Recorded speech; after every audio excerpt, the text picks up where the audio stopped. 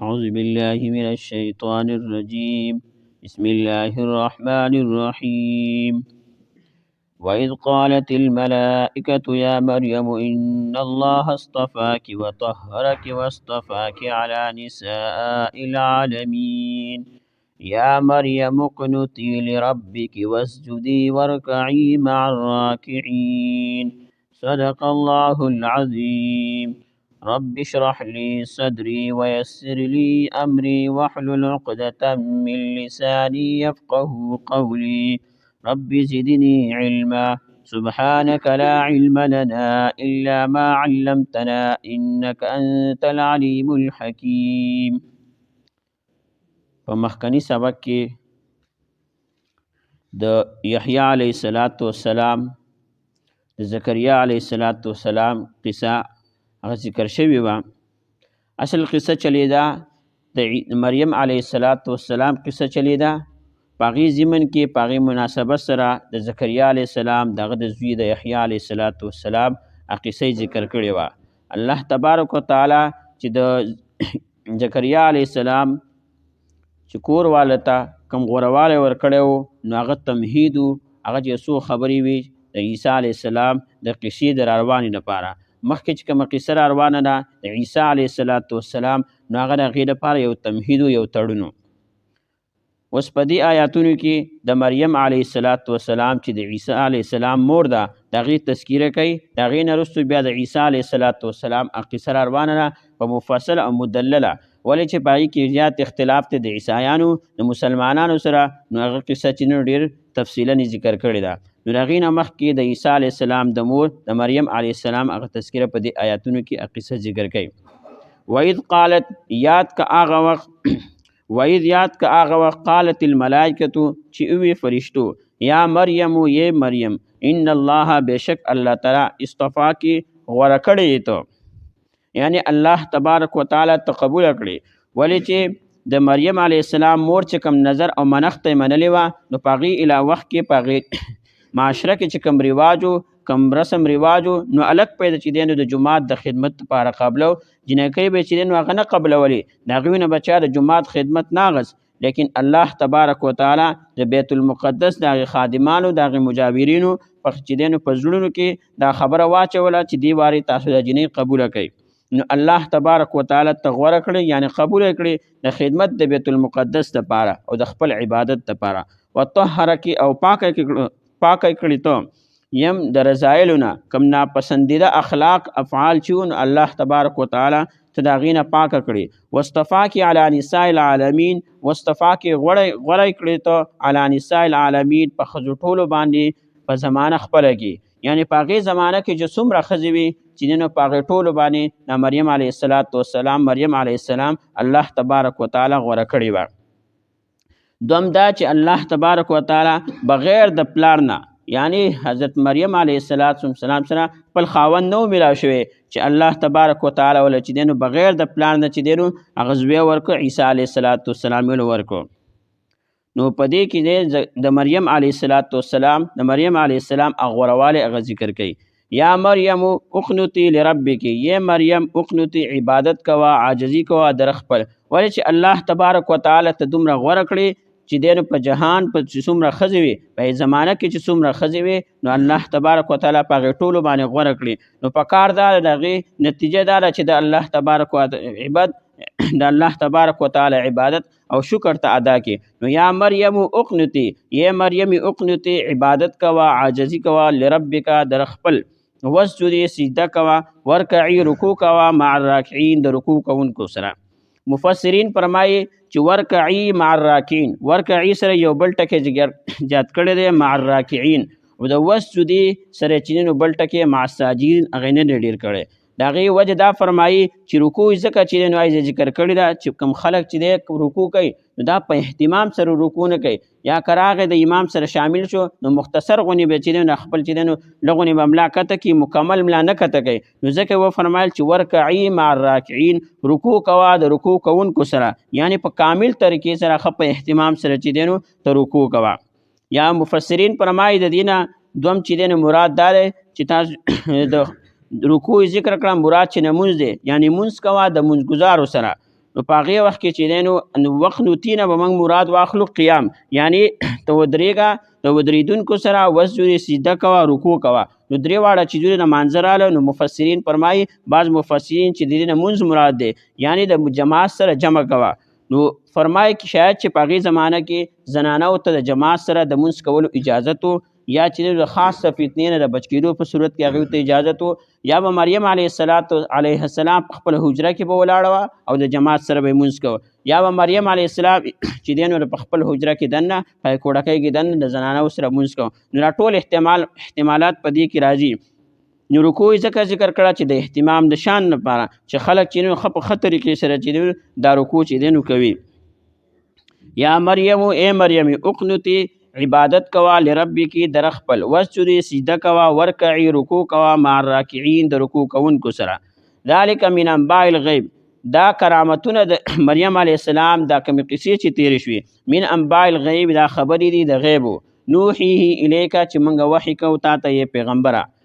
فرمایي چې دا څومره خبرې دا څومره قصې چې تېرې شوې، د عمران علیه السلام دا قصه شوه، د زکریا علیه السلام، د مریم علیه السلام دا کومې قصې چې مخکې تېرې شوې، نو دا ټولې څه وې دا غیب د خبرو نه وي چې حضور علیه السلام ته څه ظاهري ذریعه د معلومولو نه وه، یا حضور علیه السلام د اهل کتاب سره داسې صحبت نه و کړی، د هغوی سره ناسته او ناسته پاسته نه وکړ چې پیغمبر علیه السلام ته چې دا واقعیات معلوم شوي اوس په ذریعه سره، یا که بالفرض حضور علیه السلام د هغوی سره صحبت ناسته کړی وی، نو بیا هم دا واقعیات ټینګېدی نه شي. ولې چې هغوی په خپله چې د الله په عبادت کې څوک دومره د حد نه هغوی تجاوز کړی و چې هغه واقعیات یې ټول ختم کړي وو، هغه یې مسخ کړي وو، یا د الله سره یا د دیندارو خلکو سره دومره دشمني عداوت و د هغوی چې کوم ټیک کیسې وي نو هغه هم چې دی نو هغه خرابې کړي وي، هغه یې مسخ کړي وي. نو پیغمبر علیه السلام څخه ظاهري د سبب او ذریعه نه وه چې دا واقعیات معلوم کړي وي، نو خاص الله تبارک وتعالی خالص د خپل طرف نه حضور علیه السلام ته وحی وکړه چې دا د وحی قصې دي دا موږ تا ته کوو. په دې وخت ته دوی سره موجود نه وي،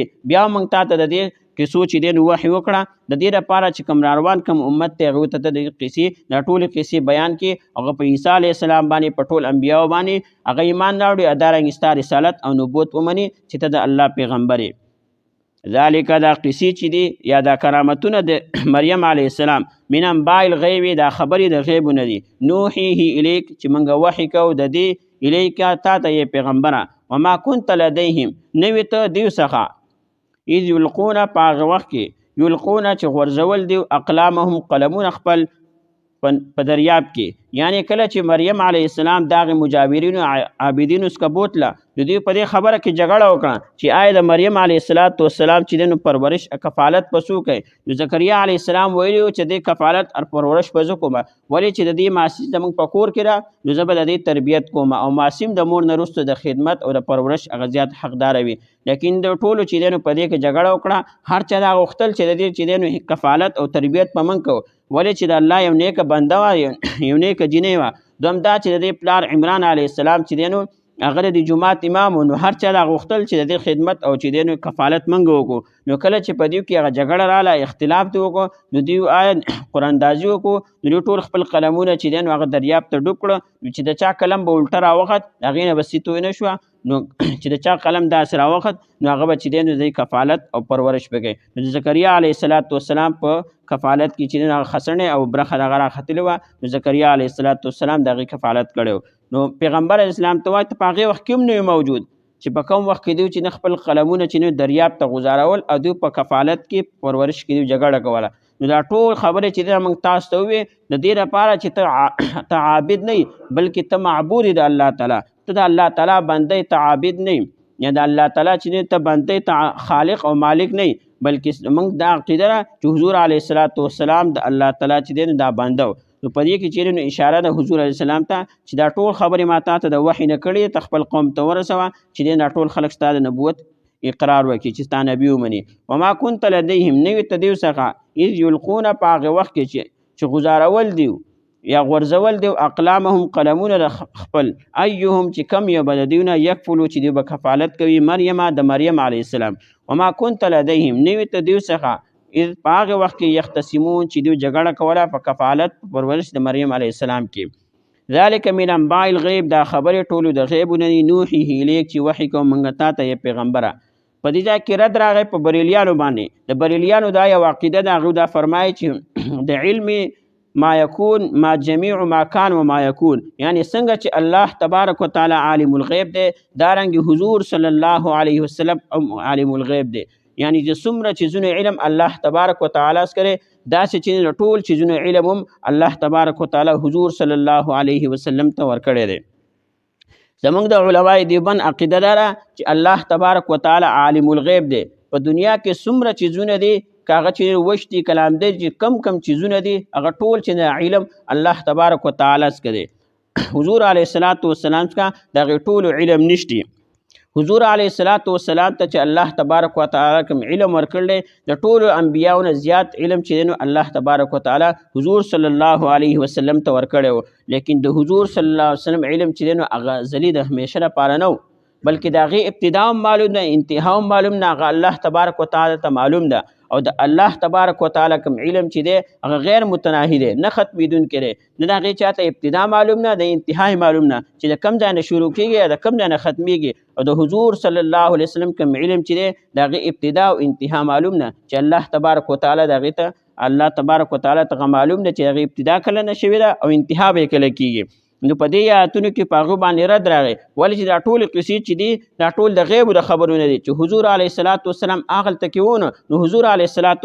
ته د دې څنګه پته ولګېده. دارنګې د قرآن کریم نور مخکې کوم آیاتونه را روان دي چې په هغې کې الله تعالی فرمایي وما تدري ماذا تکسب غدا، چې 15 چیزونه داسې دي چې په هغې باره کې څوک هم چیزونه علم نه ساتي. یو دا چې سبا به باران کېږي، انسان به سبا څه کوي، داسې مختلف قسمه چې دی نو آیاتونه را روان دي، د هغې نه دا خبرې ثابتېږي چې د هر څه علم چې دی د جمیع ما کان ما یکون، د هر چیز چې دی نو د ذرې علم هغه الله تبارک وتعالی سره دی. حضور علیه السلام که د هغې چې دی نو علم نشتی. ولې چې حدیث کې راځي حضور صلی الله علیه وسلم فرمایي یو اوږد حدیث دی چې هغې ته حدیث جبرائیل ویلی کېږي، چې جبرائیل علیه السلام راغی د حضور صلی الله علیه وسلم نه چې تپوسونه وکړو، یو څو سوالات یې وکړو، په هغې کې د اخلاص په باره کې تپوس وکړو چې مال احسان یا رسول الله، داسې مختلف سوالات پکې وکړو. نو یو سوال یې پکې دا وکړو چې متى الساعه، ای د الله پیغمبره دا راته ووایه چې قیامت په کله راځي. نو حضور صلی الله علیه وسلم ته وفرمایل ما المسؤول عنها باعلم من السائل، کوم سوال چې زمانه کوي نو د هغه د سوال کوونکي چې دی نو هغه ډېر ښه پېژني چې د دې علم تاسو که نشته نو ما څخه بسئ. او دارنګې بیا پیغمبر اسلام ته وفرمایه چې د دې ماته چې اشارات وښیه، د دې علامات نښې وښیه چې قیامت په کله راځي. نو بیا پیغمبر علیه السلام ته هغه نښې وښولې چې دا نښې دي چې دا کله نه نښې ظاهره شوې نو قیامت په راځي. د دې حدیث نه معلومیږي چې حضور علیه السلام که عالم الغیب که د هر چیز علم حضور صلی الله علیه وسلم ته وی، نو پیغمبر اسلام به ته ویلو چې قیامت په دې ورځ باندې را روان دی، په دې ورځ باندې په دې ټایم به قیامت راځي. صرف هغه علامات یې ښولې چې دا د علامتونه کله ظاهر شي، چې کله خلک د مور پلار نافرمانه شي یا کم غریب خلک چې دی نو هغه غټ غټ بنګلې او دغه جوړ کړي، نو په هغې وخت کې تاسو د قیامت انتظار کوئ، قیامت به راځي. داسې نور هم علامتونه یې ښولي، لیکن د دې نه دا نه ثابتېږي چې پیغمبر اسلام که چېرې دا ثابتېدی چې حضور صلی الله علیه وسلم عالم الغیب دی نو ویلی به ورته چې دی نو قیامت په دې ورځ باندې روان دی. داسې نور هم چې دی نو ډېر آیاتونه حدیث دي چې هغې نه دا ثابتېږي چې حضور صلی الله علیه وسلم عالم الغیب نه دی. دا خاصه د الله تعالی ده چې کوم چیزونه چې دي د هغه ټول علم حضور صلی الله علیه وسلم څخه نشته، بلکې الله تبارک وتعالی څخه د علم دی. وایز یاد کا آغا وقت قال چیوی الملائکتو فرشتو یا مریم اے مریم ان اللہ بے شک اللہ تعالی استفا کی غوره کړی ته یعنی قبل کړی په خپل دربار کې په خپل نیاز کې وطهر کې پاک کړی ته د رسایلو نه واستفا کې غوره کړی ته علی نساء العالمین په خزو ټولو باندې په زمانه خپل کې یا مریم یہ مریم اقنوتی عبادت کوا عاجزی کوا لربی کی در خپل واسجدی سجدہ کوا ورکعی رکوع کوا مع الراکعین د رکوع کوونکو سره. ذالکا دا قصې چې دي کې مې تېرې شوي یا دا کرامت د مریم علیه السلام من انباء دا خبرې الغیب د غیبو دي نوحیه چې وحی کوم منګه الیکا تا ته ای پیغمبره وما کنت لدیهم وما کنت نوی ته لدیهم دیو څخه اذ په هغه وخت کې یلقوله چې غورځول دیو اقلامهم قلمونه خپل ایهم چې کوم یو به د دیونه یکفلو دیو به کفالت کوي مریم د مریم علیه السلام وما کنت نوی ته لدیهم دیو څخه اذ په هغه وخت کې یختصمون چې دیو جګړه کوله په کفالت په پرورش د مریم علیه السلام کې. وإذ یاد کا هغه وخت قالت چې وی الملائکتو فرشتو یا مریم یہ مریم ان الله بشک الله تعالی استفا کی غوړه کړی ته وطهره کی پاک کړی ته د رضایلونه واستفا کی غوړه کړی ته علی نساء العالمین په خزو ټولو باندې په زمانه خپل کې یا مریم یہ مریم اقنتی عبادت کوا یا عاجزی کوا لربک در خپل لپاره وسجدی سجده کوا ورکعی رکوع کوا مع الراکعین د رکوع کوونکو سره ذالک دا تیر شوی قصې یا کرامت د مریم علیه السلام من انباء الغیب دا د خبرو د غیبونه دي نوحیه چې وحی کوم مونږه تا ته ونوحیه وحی کوم مونږه د دې الیکا تا ته ای پیغمبره وما كنت نوی ته لدیهم دیو څخه اس پاغه وخت کې یلقونا چې غورځول دیو اقلامهم قلمون خپل ایهم چې کم یو د دیونه یکفلو کفالت پکې پرورش پکې مریم د مریم علیه السلام وما كنت نوی ته علیدیهم دیو څخه اذ پاغه وخت کې یختصمو چې جګړه کوله دی په کفالت یا په پرورش د مریم علیه السلام کې واخر دعوانا الحمدلله رب العالمین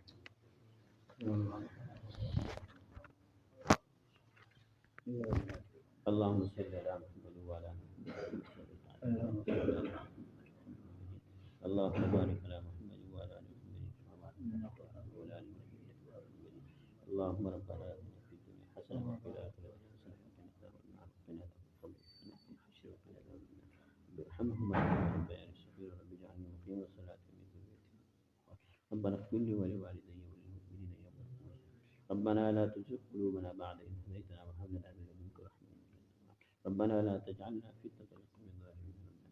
ربنا ما لا طاقة لنا به واعف عنا واغفر لنا وارحمنا أنت مولانا فانصرنا على القوم الكافرين اللهم اغفر لحينا وميتنا وشاهدنا وغائبنا وصغيرنا وكبيرنا وذكرنا وأنثانا اللهم من أحييته منا فأحييه بالإسلام ومن توفيته منا فتوفه على الإسلام اللهم اشف مرضانا ومرضى المسلمين اللهم اشف مرضانا ومرضى المسلمين اللهم إني أسألك خير ما سألك منه نبيك وحبيبك محمد صلى الله عليه وسلم ونعوذ بك من شر ما استعاذ منه نبيك وحبيبك محمد صلى الله عليه وسلم أنت المستعان وعليك البلاغ ولا حول ولا قوة إلا بالله العلي العظيم اللهم إني أعوذ بك من العجز والكسل وأعوذ بك